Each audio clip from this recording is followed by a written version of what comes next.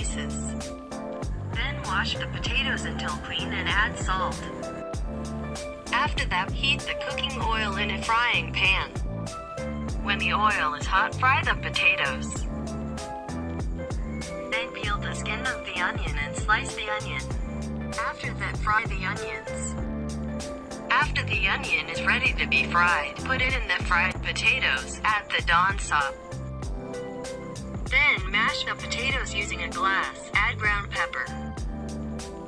Shape fractal as you wish. Break the eggs and put them in a bowl, then stir. After that, enter the pregadel that has been formed into the egg. Then heat the cooking oil and fry the pregadel until cooked.